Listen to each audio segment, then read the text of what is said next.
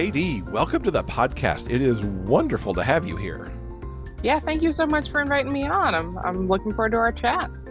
And it's a perfect time. You've got a new book coming out with Diamond Ring. Baseball season's just started. Yeah, I'm not going to tell you I didn't want to plan to have this book come out at the beginning of baseball season. I know that was a lot of double negatives. I definitely kind of wanted to plan. I sometimes ask my publisher, can we put books at specific baseball events? And the beginning of the season was somewhat intentional. Of course, it's perfect. Before we talk about books, I want to go back to the past and find out what got you into writing. This is one of those questions that I think when you ask, and you yourself obviously are a writer, and then when you ask writers about this, it's always, I always kind of knew I wanted to be a writer, which in my case, like it's completely true. I have a degree in fiction writing.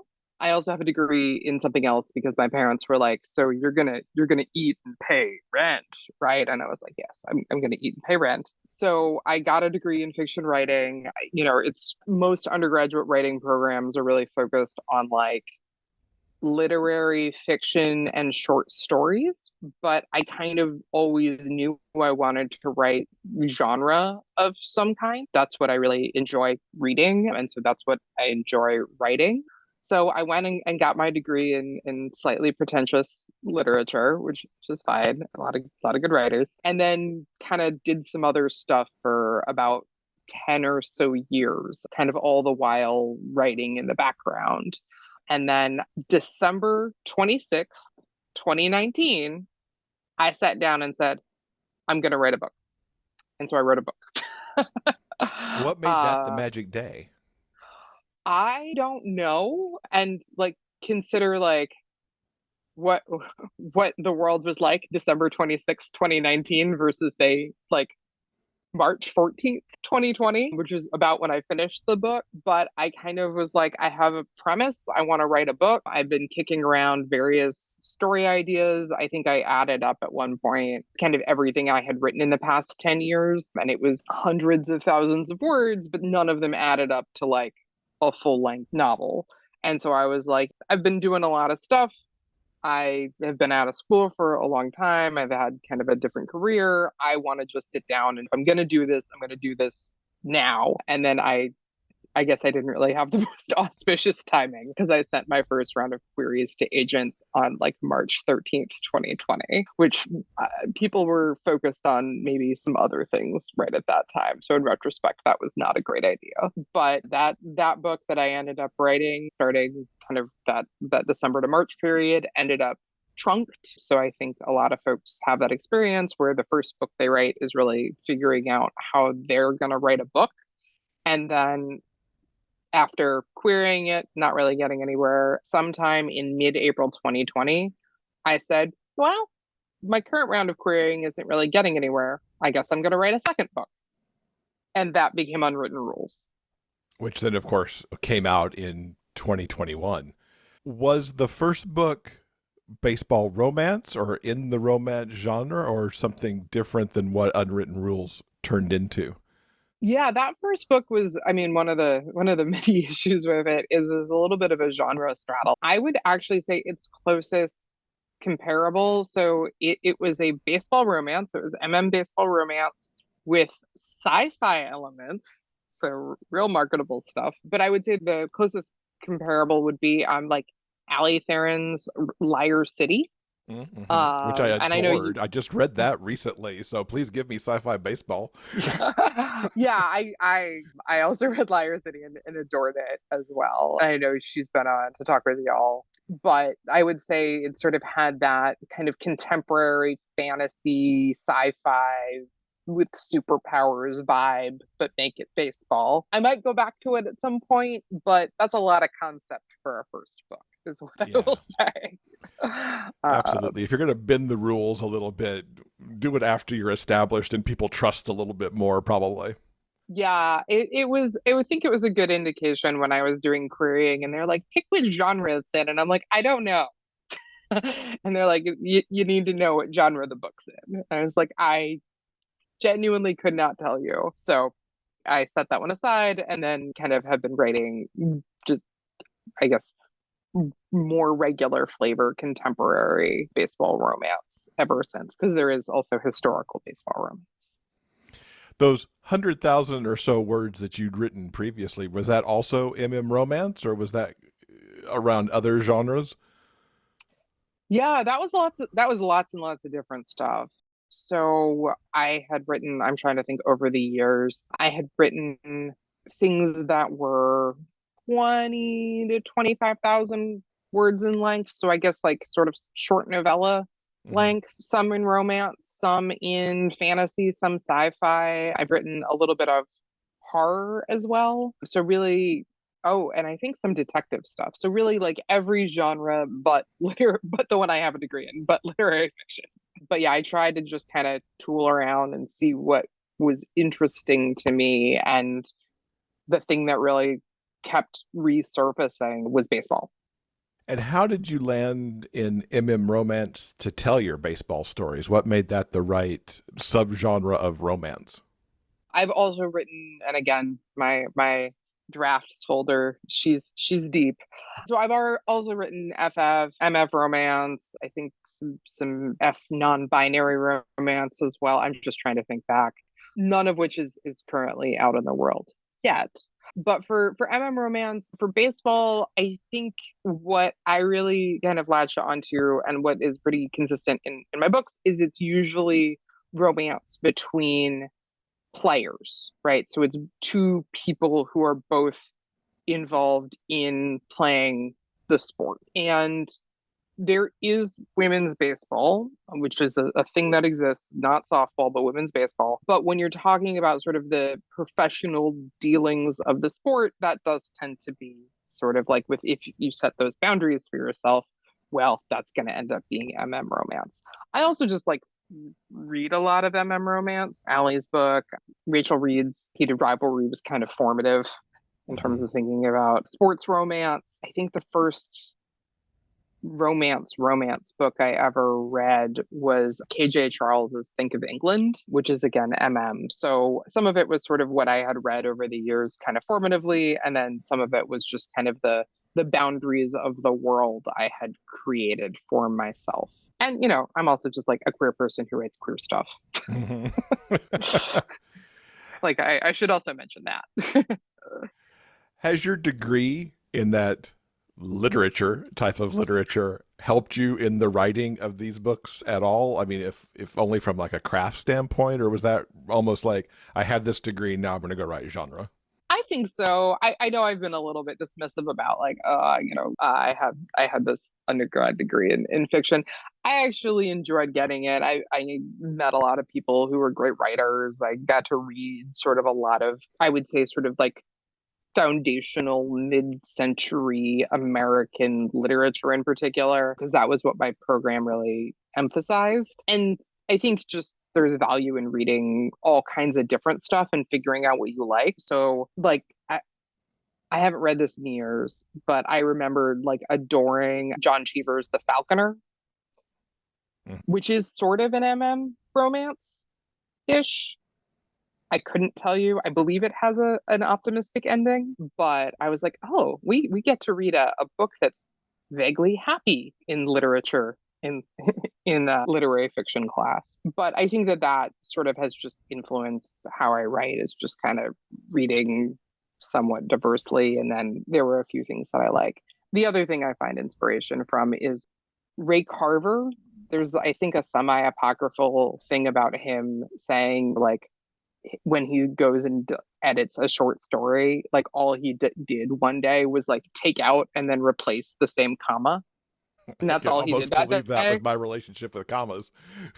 Yeah. And I kind of find that inspiring because like I'll do like some light editing. And I'm like, I've done more work than Ray Carver did that day. So anytime you replace, you remove and then add and then remove and then add and then remove and then add the same comma, please think of So we got to talk about baseball, of course. And your interest in baseball goes beyond writing romance featuring baseball players. You've had a podcast on baseball, you've written nonfiction articles about the sport. What sparked your interest in the game?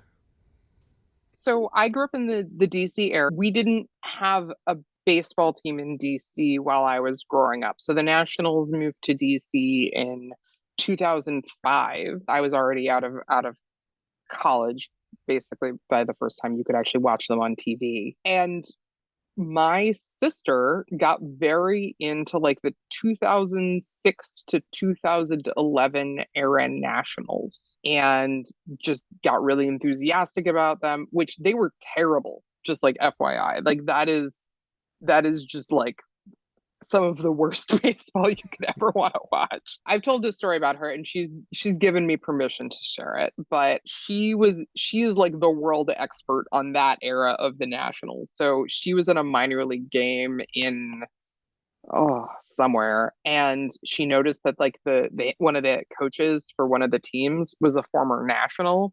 And it's a minor league game, so you can like go up and say hi to like whoever because it's just kind of in the stadium milling around. So she goes up, it's a guy named Willie Harris, and she goes up to him and she's like, I loved you when you were on the Nationals. I used to watch you play and I just really enjoyed you as a player. And he looked her in the eyes and went, I don't remember being on the Nationals. Oh, wow. I mean, I think he was joking, but like that's how deep a fan she is of like, I'm gonna go and like, yeah. So it was a little infectious. The Nationals got better as of 2012, which is when sort of my interest in them went from being casual, but they're terrible to really intensifying. And now they're bad again. So they're really gonna test the, I guess, metal of my fandom. But kind of along the way, just got really interested in a lot of different aspects of the game and just completely nerding out about the sport. Like I have feelings about like analytics that are probably best left off of this podcast. Because we are not a baseball podcast. I was like, if we want to talk about like comparing fielding metrics, woo, I have feelings, but no one else does, so we shouldn't. But yeah, and I've met a lot of cool people. There's a really, I would say, healthy and thriving community that is particularly on Twitter, but has sort of migrated to different areas that tends to be, I would say, like pretty. It's like lots of queer people, lots of leftist people, lots of Jewish people, just lots of really cool folks. So that's also a really nice aspect. So when people I think of like sports fans, that's not necessarily who they would kind of profile, but like obviously you're a hockey fan, I'm a baseball fan, like we exist. Mhm. And so it's also been really nice in meeting just a lot of different folks in that community. How do you approach baseball in the books? Because I know in talking to other people who write sports, it's trying to find that balance so that if somebody's a fan of the sport, they get it, that you're a fan of the sport too and understand the game, but then you also try not to put necessarily too much in it if someone's not a baseball fan or maybe doesn't interact with the sport at all. How do you kind of think about the game when you're writing the romance and how they fit together? Yeah, that's something I think that's evolved over the course of the number of the books that I've written. So Unwritten Rules is probably the most baseball intensive book of mine. And then the subsequent ones I wouldn't say are less baseball-y, but there's just like in each book I tend to emphasize like a particular technical skill. So in Unwritten Rules, that skill is like catcher framing. So essentially, when catchers can make balls that are thrown look like strikes when they're outside the strike zone, which is basically like, I'll quote somebody else in saying this, it's lying to umpires. It's essentially just advanced lying to umpires. And so I got into a lot of the mechanics of that, and then subsequent books just focused on slightly different skills. So one was new pitch development, and then the Diamond Ring, which is coming out, is really about like the pitcher catcher relationship and communication and sort of how that works. And so I think just by kind of picking things that are inherently a little bit less technical, I've moved slightly away from it. I like baseball fiction. I'm also in the opinion baseball people like baseball in their baseball fiction. Yeah, it's just there's a running joke that if you're a baseball person and you're watching a movie and they like show a clip of a game on TV or like somebody like plays catch for 5 seconds, you point to it and you're like, that's a baseball movie now.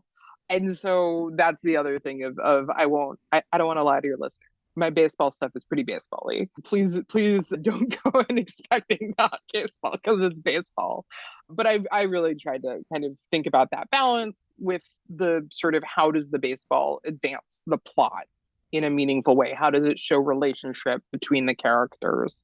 I've been asked a lot, but like how do baseball scenes compare to sex scenes? And I'm like, well, they kind of functionally they're both action scenes, right? They should advance the plot, they should show characterization, and you also have to like be clear as to where bodies are in space. And that's all, you know. So include as much of either as you want as long as those things are clear.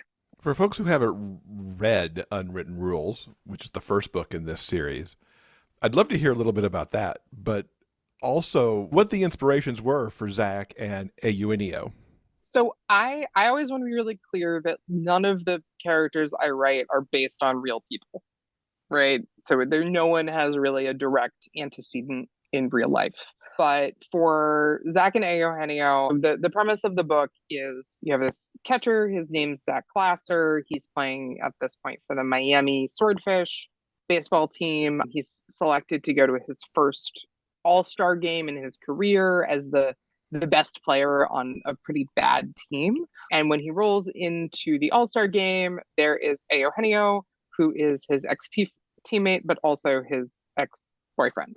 And then the book is dual timeline and kind of flashes back and forward between them meeting and getting to know one another and falling in love and then breaking up while they're on the same team, the Oakland Elephants, and then their eventual reunion and reconciliation. So I would say that the inspiration for that one is as players, I kind of modeled like there's two different like catcher types. So Zach's really modeled off of like a guy named Jeff Mathis or a guy named Brad Osmus, who are more like defensive catchers, which is the nice way of saying catchers that can't hit, but who are more like into working with pitchers and kind of really into like framing stuff. And then Eugenio is based off of like more offensive catchers, so like Wilson Contreras in particular, but there's a few others. So that was sort of their baseball inspiration. Their literary inspiration is that I kind of wanted the book to be a very, very, very, very loose retelling of Jane Austen's Persuasion. So kind of the ultimate second chance romance of instead of my ex has gone to the sea, it's my ex demanded a trade out of Oakland, but kind of the same thing. I have to say that I love your team names, especially the Oakland Elephants. Thank you. I got a lot of assistance. I have a friend whose party trick is coming up with fake team names, and he did about, I would say, a good third of them. So I will pass along the compliment as well. It's a wonderful party trick to be able to He's come up with those. really good at it. I was like, do you do this for like fantasy baseball? He's like, yeah, I just do it for fun. And I'm like, okay, time to name some teams, Justin. So, Diamond Ring, the third book in the series, is actually released in the same week that this interview is. What are readers going to find there? And tell us a little bit about Jake and Alex. I love a second chance romance because I've written 3 books in the series and 2 are second chance romances. This one is set on the Oakland Elephants. You have 2 players, so Jake Fisher and Alex Angelides, who are called up on the same day as rookies, and they spend their first season together, get to be friends, and eventually lose a world championship series together. For trademark purposes, it is not the World Series. So it's the Fall Classic in my books. They then have something of a falling out and then reunite 10 years later to kind of have one last run at a championship at the end of their playing careers. And they kind of fall in love along the way. So this one is, I wanted to write essentially a sports movie. It's a very sports movie, or a sports movie, sports book. So one of the things that was the inspiration was I watched the Last Dance, the series about Michael Jordan's last sort of run with the Bulls, and that kind of flavors how this book is as well. So it's thinking about sort of how these relationships are played out through the backdrop of sports. What is it for you about second chance romance? What makes that one of your favorite things to write and perhaps to read as well. Yeah, I really, really like it. I've gotten into Sherry Thomas recently, and she is just like the just the ruler of second chance romance. So I adore her books. I think for me, it's often, and this can be a really good thing in romance books, but they're often on a really compressed timeline, which is totally fine. Like if you have sort of two characters who meet, who have an instant connection, who fall in love over the course of weeks or months, that can absolutely be a compelling story. For me, I like to see sort of what is the effect of time on this relationship, right? What is the effect of having made big mistakes in the past? So Jake and Alex are respectively 22 and 24 the first time they're playing together, and then reunite when they're 32 and 34. And I don't know about you, but I'm not necessarily a different person between 22 and 32, but you've learned some stuff along the way. And you have the sort of wisdom of experience, or at least the being able to look at things a little bit with a little bit more perspective. And so for me, what I really like is the effect of sort of what happens when you have these relationships that can marinate over much longer periods of time. And I guess that's kind of part of the appeal, and just having these deep histories between characters. Yeah, it's absolutely one of my favorite things too. Second Chance and Friends to Lovers kind of had Mm-hmm. are like one and two and can flip flop depending on the day because there's just something about that history, whether it is the full Second Chance or just the history that Friends would have to deepen everything because they know so much about each other. Yeah, for sure. I describe Diamond Ring as friends to enemies to lovers. Mm-hmm. Uh, Given but the yeah, falling I out, mean, that makes sense. yeah, but I really like when two people know each other at the beginning of the book. You're like, I love the getting to know you stuff in a lot of romances, but I also love the I already know you stuff, but now I'm going to look at you in a new light with that sort of depth of experience. What was a favorite scene to write in Diamond Ring, if you can share one without giving a spoiler? Goodness, that's a good question without spoiling it. The book sort of is in three sections. The first section, and I like to give a lot of like signposting. So like there's what month it is, and then like what POV we're in, kind of stuff. So the first part is the kind of 10 years ago portion. And I think the most fun scene in this sort of like their past together portion for me was at one point they're in the off season and they go to a party together, and this is in in the neighborhood where Jake grew up.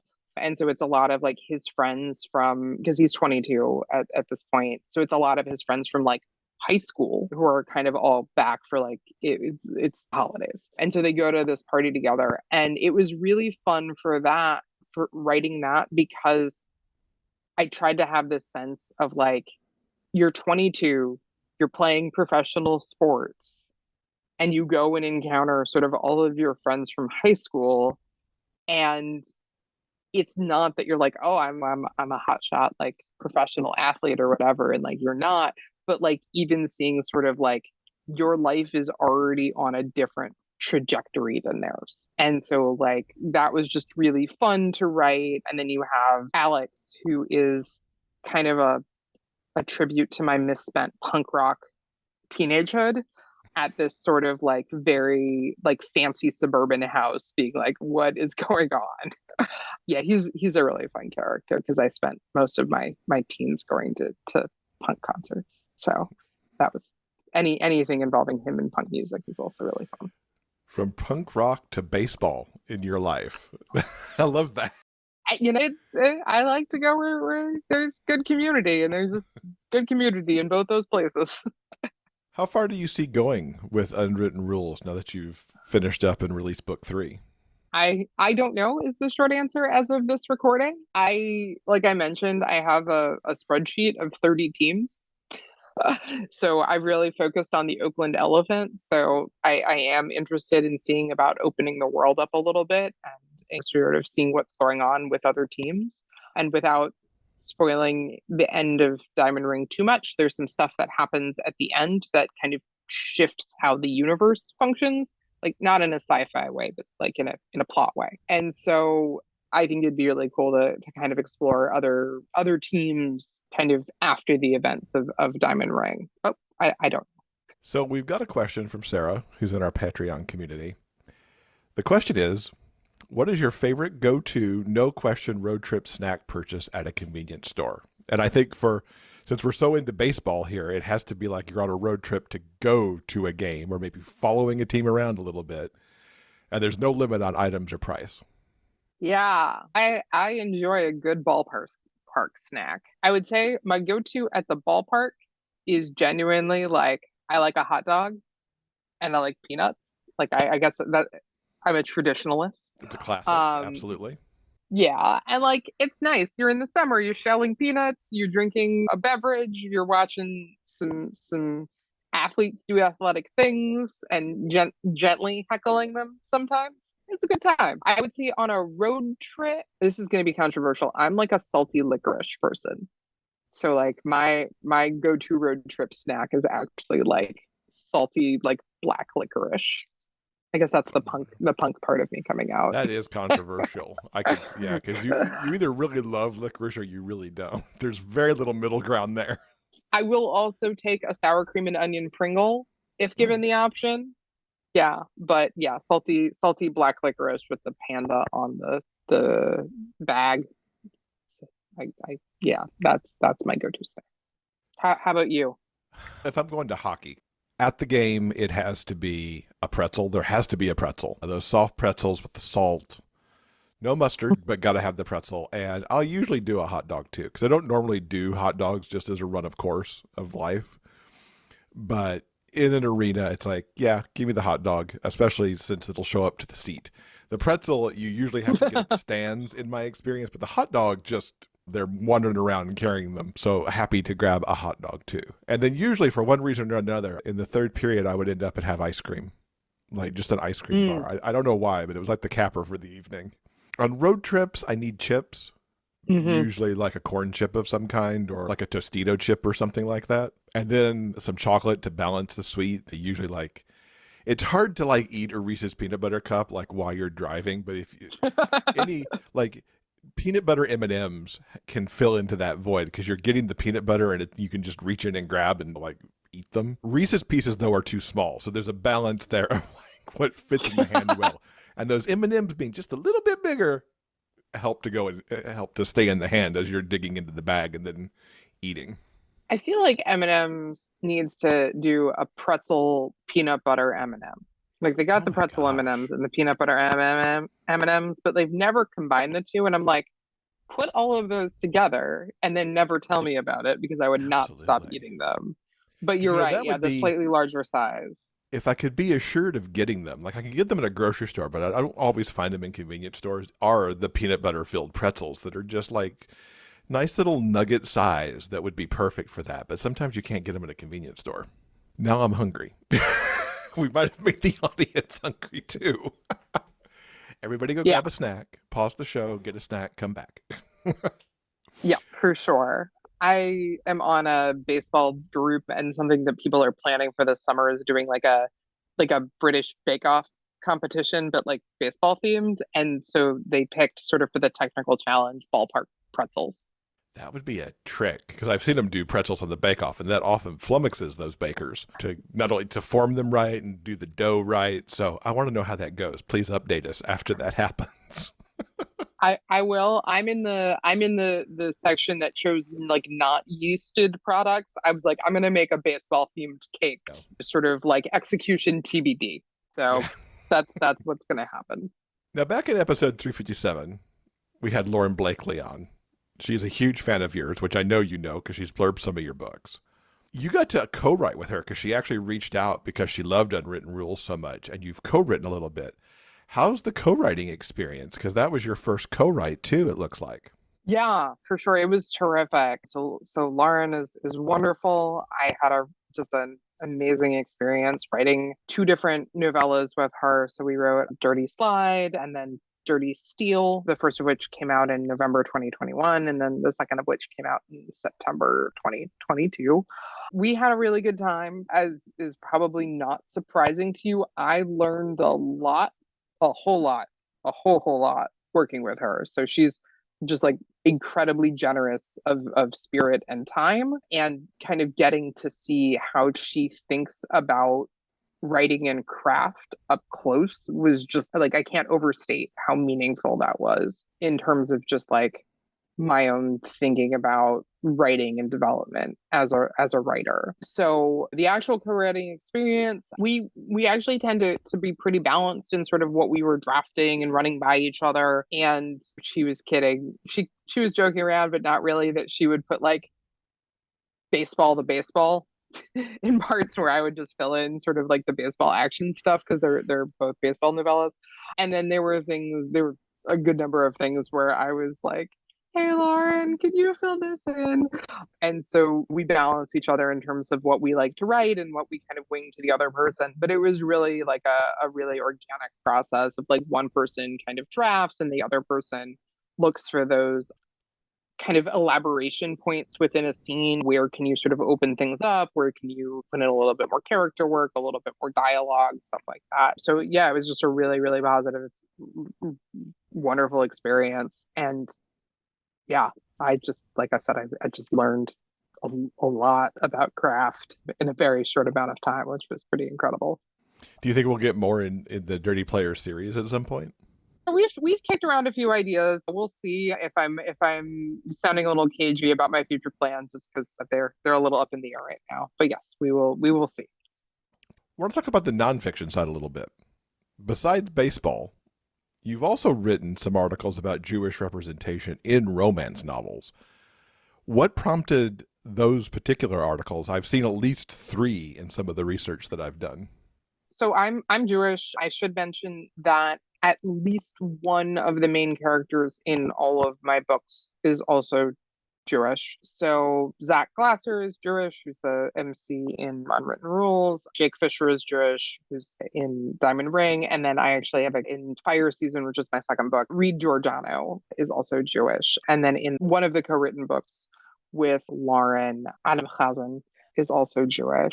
So there's a growing representation of Jewish characters in genre romance. We have a kind of small but thriving community of Jewish readers and writers. It's not something that I think was well represented in the genre even 10 years ago or so. There were always, I think, Jewish writers of romance, but a lot of times that would necessarily translate to the characters being Jewish for a large number of reasons. And so it's been really wonderful seeing sort of how that's expanded in the past, even 3-4 years. It's gone from, oh, there's a good number of us, to, wow, there's actually a good number of us writing all kinds of different books. And so I joke, but I am like not even the only Jewish writer of queer baseball fiction set on teams on the West Coast. Like there's another one. It's a writer named KT Hoffman who has a book coming out in 2024. But sort of it's a growing community. In terms of like representation, it's one of those things where there just wasn't any for a long time, or it was just really thin on the ground. And so I think as publishers and as writers become more comfortable with sort of what the reader reception is going to be like, are people going to buy Jewish books? Are people going to respond positively to Jewish characters? That does tend to feed an understanding that there's like an appetite for this, and so people write more of it, which is wonderful. It's always great to see representation for any group in fiction. It feels all the more important now to have this representation with just what we see going on in the world right now, with some of the attacks against the Jewish community, to have this type of representation in the happy world of romance, to put it out there for people to understand more about a life that they may not live. Yeah, and I would say I think most people's experience with Jews and Jewish characters in fiction does, for understandable reasons, tend to center around World War II and the Holocaust. And the idea of like reading a book about Jewish characters where it's set, first of all, in the contemporary world, which there's a misperception that like Jews are people who lived in the past as opposed to contemporaneously. And that's actually a pretty big misconception people have. Or Jewish stories don't have to center around tragedy is actually relatively new in terms of like publishing in the literature world's acceptance of that. So I think for like the community of Jewish writers, it's kind of really important to say like Jews exist now. We've just existed in large portions of history that were not 1929 to 1945 and in all different kind of walks of life and in all different places and with all different backgrounds. And I'm not going to say it's all happy, but there has been happiness at some point in the past 5,000 years as well. I'll pick on an example. Rose Lerner, she mostly writes MF romance, but has written some FF and then actually has one romance that is called Sailor's Delight. And it is about a Jewish, I don't remember the name of the profession, but he's essentially like an agent for sailors in like 1820s England, and it's about he basically like arranges the finances for sailors who are at sea, and he's like this Portuguese Jew and he has like this big family, some of whom are Portuguese and some of whom are not, and he falls for one of the sailors whose accounts he arranges, and it's a really lovely novella. But like that's not a walk of life that people would, I think, necessarily like think about in terms of Jewish history. Of there were Portuguese Jews, they were in England, they invented fish and chips, and they were involved in essentially the early Victorian period, but not necessarily sort of in the more traditional depictions of it with nobility.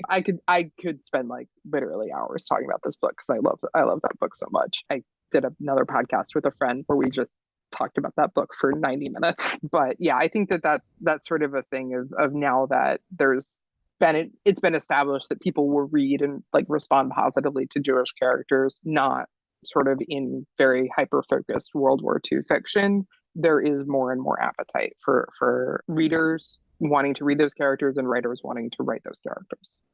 Which is, like I said, we love to see that kind of representation because everybody needs to find themselves in a book, and especially a romance book.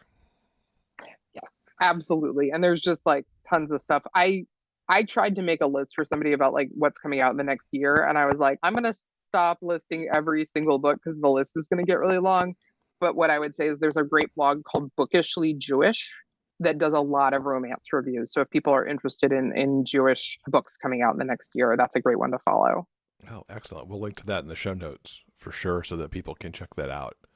You also mentioned in your bio that you like to focus on characters with disabilities as well, another group that we certainly see having more representation in romance, but probably still underrepresented overall. What leads you to write those characters as well?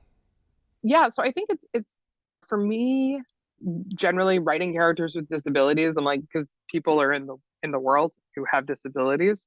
Each of the characters sort of who I've written with disabilities. One, Zach is in Unwritten Rules is hard of hearing, where he's a hearing aid, and then Jake in Diamond Ring has some mental health stuff going on. And I think for both of them in particular, it's about both depicting that obviously and how that kind of shapes their lives, but also being like, yeah, you can be a professional athlete and and be hard of hearing or have mental health stuff.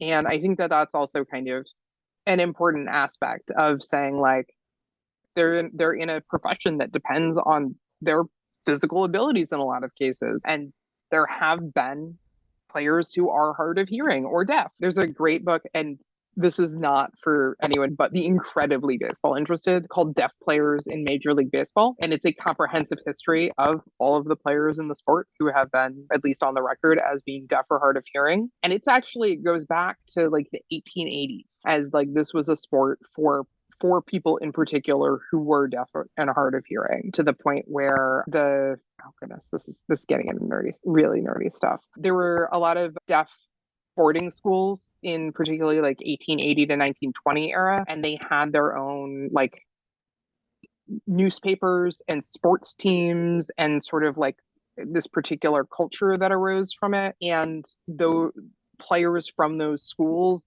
ended up recruited into Major League Baseball fairly consistently. And so that for me was really interesting to kind of dig into of like, this is how this kind of disability intersects with sports and how it has traditionally done so. So like Zach is there, but he's not an anomaly in the history of the sport, if that makes sense. Like he's sort of more of a representation of various players who's played over the years. And I even have I think a really tiny, like teeny, blink and you miss it reference to one of the books he has on the shelf is a biography of a deaf player named William Hoy. So that as sort of my tribute to the players of the past.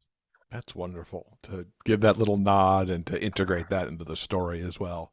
Yeah, and I'll mention I am not personally hard of hearing. I have a lot of family who is. I will also caveat I'm not yet hard of hearing is what I will say. So that also kind of shaped things. We love to give book recommendations, and you've actually thrown a few out here as we've gone. Is there anything that you've read recently that you think our listeners should be checking out?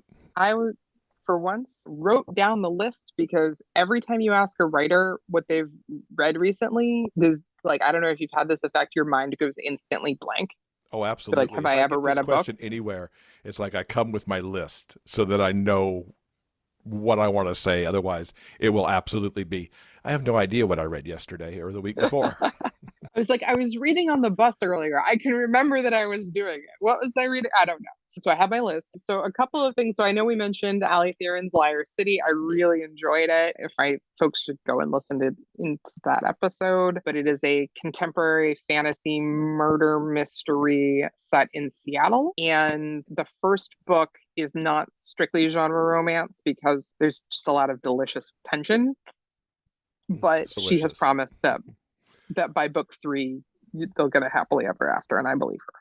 And then the other thing that I've read, which was another Karina author, so Allie and I are both published through Karina Press, but another Karina author who has a book coming out in May, Ari Barron or Barron. I know them mostly through online stuff, so I apologize in advance because I'm probably mispronouncing their name. Has a hockey book, it's an hockey book called Game Misconduct, and it is about a player who plays for the Philadelphia hockey team and a player who plays for the Pittsburgh hockey team. And as you can imagine, they might not like each other at the beginning.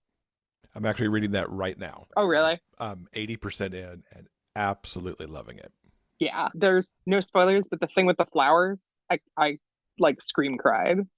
I've had a couple moments in this book where it's like, oh my gosh, that.